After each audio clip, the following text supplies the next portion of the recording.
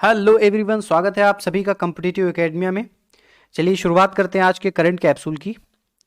पहली न्यूज़ है, कैबिनेट ने भारत कोविड-19 आपात प्रक्रिया और स्वास्थ्य प्रणाली तैयारी पैकेज, इसके लिए 15,000 करोड़ रुपए की स्वीकृति दे दी है। ये है वो पैकेज, और इस धनराशि को 3 चरणों में इस्तेमाल किया जाएगा। अभी जो है लगभग आधा इसका जो कोविड-19 आपातकाल बना हुआ है उससे रिलेटेड जो भी खर्चे होंगे उनको पूरा करने के लिए उपयोग में लाया जाएगा। इसके अलावा जो बची हुई धनराशि है वो 1 से 4 साल तक मिशन मोड के तौर पर उपलब्ध कराई जाएगी। और ये जो अभी कोविड-19 के लिए जो पैकेज उपलब्ध कराया गया है, इससे क्या क्या किया जाएगा। सबसे पहले तो जो भी मरीज हैं उनको सुविधाएं उपलब्ध कराई जाएंगी। स्वास्थ्य कर्मियों के लिए किट खरीदी जाएगी, उन्हें सुविधाएं उपलब्ध कराई जाएंगी, और प्रयोगशालाएं बनाई जाएंगी। इससे संबंधित रिसर्च को प्रमोट किया जाएगा, लोगों को जोड़ा जाएगा इसमें, ये सारे काम किए जाएंगे। ठीक है। और ये पहल किसके अंतर्गत काम करेगी, इसके लिए मिनिस्ट्री कौन होगी? नोडल मिनिस्ट्री स्वास्थ्य एवं परिवार कल्याण मंत्रालय। तो ये याद रखिएगा कि ये 15,000 करोड़ का पैकेज है, स्वास्थ्य प्रणाली तैयारी पैकेज, कोविड-19 आपात प्रक्रिया। अगली न्यूज़ देखते हैं। हाँ, मंत्रिमंडल ने इसमें मंजूरी दी है, तो जान लेते हैं मंत्रिमंडल के बारे में। ये बहुत इंपॉर्टेंट वर्ड है और रेगुलर ये न्यूज़ में आता ही रहता है, तो एक बार इसके बारे में शॉर्ट में जान लेते हैं। ये है क्या? ये राजनीतिक और प्रशासनिक व्यवस्था में निर्णय लेने वाली एक उच्चतम संस्था है। आपको पता ही होगा कि एक तो काउंसिल ऑफ मिनिस्टर्स होती है, तो उसमें काफ़ी ज़्यादा मिनिस्टर्स होते हैं, तो हमेशा उसकी बैठक तो की नहीं जा सकती, ये पॉसिबल नहीं है। इसलिए उसमें से कुछ जो बहुत ही महत्वपूर्ण मंत्रालय हैं और जो बहुत ही प्रोमिनेंट लीडर होते हैं, वो उनको जोड़ करके ये मंत्रिमंडल बनाया जाता है। तो इसमें इसकी संख्या कम होती है, इसलिए हमेशा बैठक इसकी आसानी से हो सकती है। सारे निर्णय जो बहुत महत्वपूर्ण हैं वो यही संस्था लेती है। ये केंद्र सरकार का मुख्य नीति निर्धारक अंग है, केंद्रीय प्रशासन की मुख्य समन्वयक है। इसके अलावा इसका एक और काम होता है कि राष्ट्रपति को सलाह देना, और इसकी सलाह राष्ट्रपति पर बाध्यकारी होती है, ये आप याद रखिएगा। संविधान में मंत्रिमंडल शब्द की संरचना कैसी होगी और इसकी कार्यप्रणाली कैसी होगी, इसकी चर्चा कहीं पर भी नहीं है। पहले तो मंत्रिमंडल शब्द भी नहीं था जब संविधान बना था प्रारंभ में, लेकिन बाद में 44वां संविधान संशोधन के द्वारा, जो कि 1978 में आया था, अनुच्छेद 352 में मंत्रिमंडल शब्द को जोड़ा गया, और इसमें जोड़ के कहा गया कि ये 352 आपको पता होगा राष्ट्रीय आपातकाल से संबंधित है। तो उसमें कहा गया कि राष्ट्रपति राष्ट्रीय आपातकाल की घोषणा मंत्रिमंडल की एडवाइस पर करेगा, तो वहां पर ये शब्द जोड़ा गया था 352 में। अगली न्यूज़ है, कैबिनेट ने प्रधानमंत्री किसान सम्मान निधि स्कीम के तहत 1 अप्रैल 2020 से असम एवं मेघालय राज्यों तथा जम्मू एवं कश्मीर और लद्दाख केंद्र शासित प्रदेशों के लाभार्थियों के संबंध में डेटा की आधार सीडिंग की अनिवार्य आवश्यकता में ढील के विस्तार को मंजूरी दी है। तो ये हमारा कॉन्टेक्स्ट है जिसमें पीएम किसान जो योजना है उसमें आधार को लिंक करना था, उसे छूट दे दी गई है। तो प्रधानमंत्री किसान सम्मान निधि इस स्कीम के बारे में जान लेते हैं। 24 फरवरी 2019 यानी कि एक साल ही हुआ है, अभी हाल ही में लागू की गई है। उत्तर प्रदेश के गोरखपुर जिले में इसकी घोषणा की गई थी, वहां से इसकी शुरुआत हुई है। इसमें क्या किया जाएगा, 6-6 हजार रुपए दिए जाएंगे वार्षिक तौर पर किसान को, और ये 6,000 रुपए 2-2 हजार की 3 किस्तों में उपलब्ध कराए जाएंगे। तो ऐसी जो स्कीम्स होती हैं उनका उद्देश्य क्या होता है कि किसानों का आर्थिक सशक्तिकरण करना और उनको एक एक्स्ट्रा इनकम प्रोवाइड कराना, एक्स्ट्रा रिसोर्स प्रोवाइड कराना। तो और ये किस मंत्रालय की पहल है? कृषि तथा किसान कल्याण मंत्रालय, और ये एक केंद्रीय क्षेत्र की योजना है, ना कि केंद्र प्रायोजित। आपको ये अंतर पता होना चाहिए। केंद्रीय क्षेत्र की योजना वो होती है जिसमें जितना भी लागत होती है वो केंद्र उठाता है, जबकि जो केंद्र प्रायोजित योजना होती है, उसमें एक फिक्स्ड अमाउंट होता है जो कि केंद्र उठाता है, उसके बाद कुछ उसमें सपोर्ट, आर्थिक सपोर्ट जो होता है वो राज्य सरकार भी देते हैं। इसमें डिफरेंस याद रखिएगा। आगे है, प्रधानमंत्री की अध्यक्षता में आर्थिक मामलों पर कैबिनेट समिति ने वर्ष 2020-21 के लिए फास्फोरस युक्त और पोटाश युक्त उर्वरकों के लिए पोषक तत्व आधारित सब्सिडी दरों के निर्धारण को अपनी मंजूरी दे दी है। तो ये कॉन्टेक्स्ट है, और ये दर इनकी क्या होंगी इससे संबंधित प्रश्न नहीं आता, यूपीएससी में तो कतई नहीं आता है। हाँ, लेकिन आपको ये पता होना चाहिए कि ये किस मंत्रालय की पहल है, कब शुरू की गई और कैसे ये काम करती है। तो ये उर्वरक और रसायन मंत्रालय के उर्वरक विभाग की पहल है। 2010 में इस योजना को शुरू किया गया था, और इसमें होता क्या है कि फास्फोरस और पोटाश युक्त जो उर्वरक होते हैं तो उनमें उपलब्ध तत्वों के परसेंटेज के आधार पे एक सब्सिडी उपलब्ध कराई जाती है ताकि किसानों के ये उर्वरक सस्ते दामों में मिल सकें। तो इसमें इतना ही है। हाँ, आर्थिक मामलों पर ये कैबिनेट समिति ये क्या होती है जान लेते हैं। इसकी अध्यक्षता प्रधानमंत्री के द्वारा की जाती है, और इसका मेन काम होता है कि देश के जो आर्थिक हालात हैं उनके ऊपर विचार विमर्श करना, अर्थव्यवस्था से जुड़े जो भी नीतिगत मामले हैं उनमें फैसला लेना, साथ ही आर्थिक क्षेत्र में सरकारी गतिविधियों को लेकर के दिशा निर्देश जारी करना, और जो विभिन्न आर्थिक गतिविधियां हैं उनके बीच समन्वय स्थापित करना। तो ये बहुत इंपॉर्टेंट समिति है। कोई भी इकोनॉमी से रिलेटेड अगर फैसला लेती है सरकार तो इसका उसमें नाम जरूर आता है, याद रखिएगा। प्रधानमंत्री इसके अध्यक्ष होते हैं, और इसमें सदस्य संख्या फिक्स नहीं है कि कितने होंगे। तो अगली न्यूज़ देखते हैं। अप्रैल महीने के प्रथम सप्ताह में प्रधानमंत्री जन धन योजना के अंतर्गत खोले गए खातों में जमा राशि में वृद्धि देखने को मिली है। तो ये हुआ क्यों है? क्योंकि प्रधानमंत्री बहुत सारी सब्सिडी ट्रांसफ़र कर रही है। कोविड-19 जो पैंडमिक है उस वजह से जो हालात बने उसको देखते हुए आर्थिक सहायता दे रही है, तो इसलिए जनधन खाते में अभी जो जमा राशि उसमें वृद्धि देखने को मिली है। अच्छा, ये स्कीम तो पुरानी है, लेकिन अभी हम लोग इसलिए डिस्कस कर रहे हैं क्योंकि पीआईबी में इससे रिलेटेड आर्टिकल आया था, द हिंदू में आया था। तो अगर कोई पुरानी स्कीम पीआईबी में आती है तो ज़रूर आपको पता होना चाहिए उसके बारे में। जान लेते हैं प्रधानमंत्री जन धन योजना के बारे में।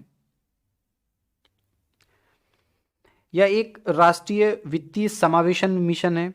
वित्तीय समावेशन का अर्थ होता है कि बैंकिंग सेवाओं की सब तक पहुंच उपलब्ध कराना, और इसकी शुरुआत 15 अगस्त 2014 को की गई थी।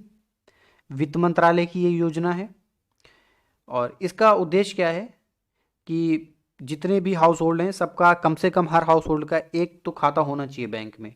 और इसका जो उद्देश्य है उसको पूरा करने वाला पहला राज्य केरल बना था, उसके बाद गोवा, जिन्होंने अपने राज्य के प्रत्येक परिवार को कम से कम एक खाता उपलब्ध कराने में सफलता प्राप्त की थी। हाँ, एक ये न्यूज़ है कि कोविड-19 आपातकाल के चलते विप्रेषण में बहुत तेज़ी से कमी आई है। तो विप्रेषण आपको पता होगा, जो विदेशों से हमारे देश के जो भी नागरिक विदेशों में रह रहे हैं और वहाँ पे अर्न करते हैं, फिर वो इंडिया को भेजते हैं, वो रेमिटेंस होता है या विप्रेषण होता है। तो ये अभी कमी आई है क्योंकि हर जगह पर ही स्थिति ऐसी बनी हुई है कि लॉकडाउन लगा हुआ है, प्रॉपर वर्क नहीं हो रहा है, तो इसमें कमी आई है। तो इससे रिलेटेड कुछ ये आंकड़े दिए गए हैं, देख लेते हैं। विश्व में सबसे ज़्यादा रेमिटेंस भारत को ही प्राप्त होता है। भारत यानी प्रथम स्थान रखता है, और सेकंड नंबर पे चाइना आता है। सबसे ज़्यादा हमें प्राप्त कहाँ से होता है रेमिटेंस? सबसे ज़्यादा होता है यूएई से, यूनाइटेड अरब अमीरात से, और दूसरा यूएस से। और सबसे ज़्यादा भारत से रेमिटेंस के द्वारा धन बाहर कहाँ जाता है? तो बांग्लादेश, उसके बाद नेपाल। और भारत का वो कौन सा राज्य है जो सबसे ज़्यादा रेमिटेंस प्राप्त करता है? तो इसका आंसर है केरल।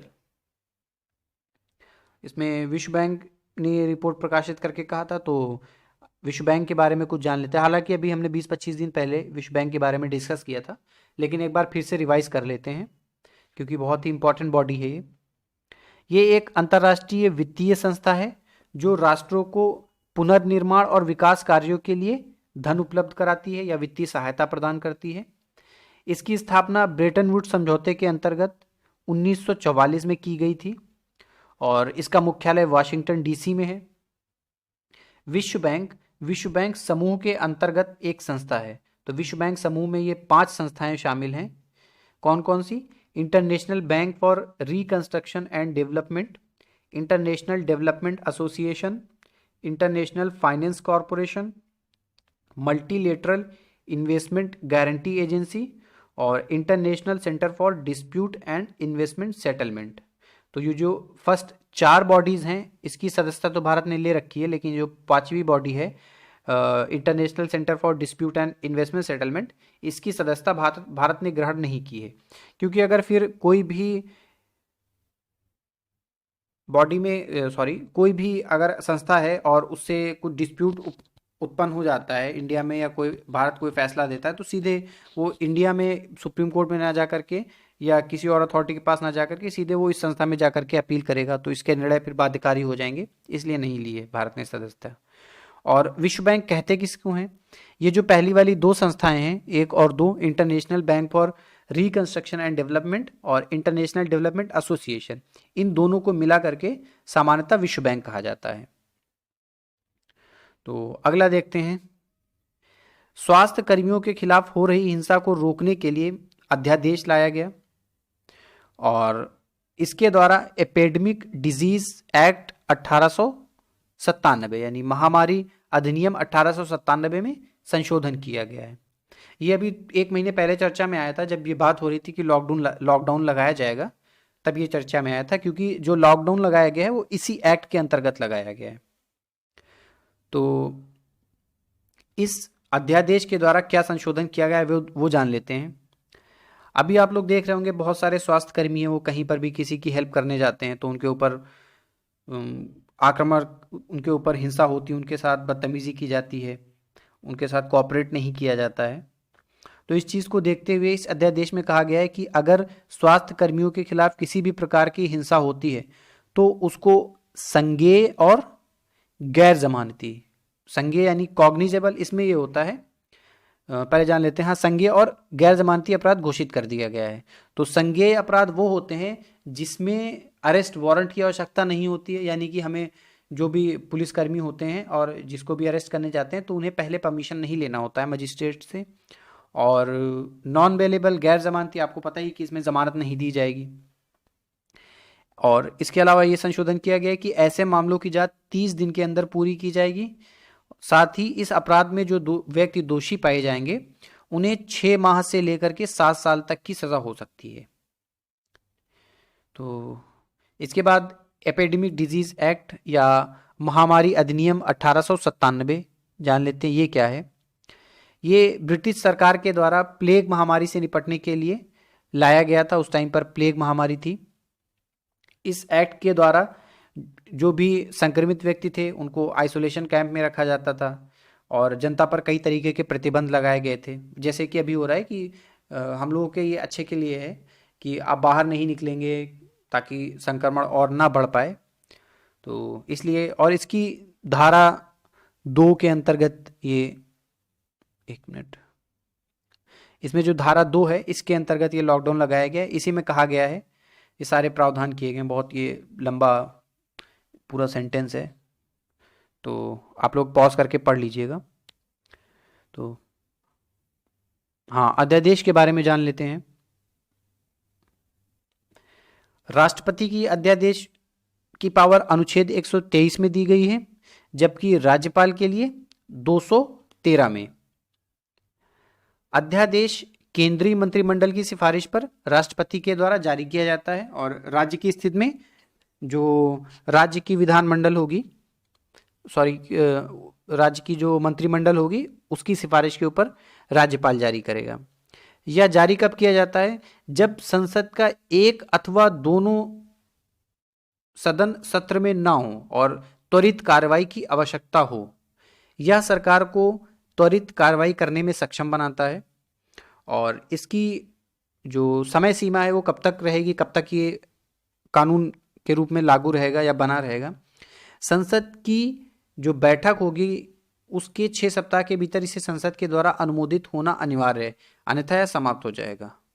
ठीक है, अगर दूसरा सदन, अगर मान लीजिए कि पहला सदन पहले बैठता है और वो पारित कर देता है, लेकिन उसके बाद दूसरे सदन को भी पारित करना होता है, क्योंकि सामान्य जो भी बिल होते हैं वो दोनों सदनों के द्वारा पारित किए जाते हैं। तो जो दूसरे सदन की पहली बैठक होगी उसके 6 सप्ताह के अंदर इसको पारित किया जाना अनिवार्य है। तो अधिकतम समय सीमा कितनी हो जाएगी अध्यादेश की? दो सदनों के बीच जो बैठक का गैप होता है वो अधिकतम कितना होता है? 6 महीने और 6 सप्ताह ये। तो 6 महीने और 6 सप्ताह तक के लिए अधिकतम कोई अध्यादेश लागू रह सकता है। अध्यादेश ये सबसे पहले इंडियन काउंसिल एक्ट जो 1861 हुआ था उसमें वायसराय को ये अधिकार दिया गया था कि वो अध्यादेश लागू कर सकता है। इस टाइम पे वायसराय लॉर्ड कैनिंग थे और इसी वायसराय में पोर्टफोलियो सिस्टम आया था। पोर्टफोलियो यानी कि एक इंसान, एक जो भी सदस्य जीत के जाएगा विधायिका में, तो उसको एक मिनिस्ट्री दे देना, वो पोर्टफोलियो सिस्टम होता है। तो ये भी इसी टाइम पे आया था, 1861 वाले में इंडिया काउंसिल एक्ट में आया था। तो इस लेक्चर में इतना ही है। आप लोग चैनल को सब्सक्राइब कर लीजिएगा और अगर आपके कोई सुझाव हैं तो कमेंट बॉक्स में ज़रूर बताइएगा। तो चलिए मिलते हैं कल कुछ नए टॉपिक के साथ, तब तक के लिए धन्यवाद।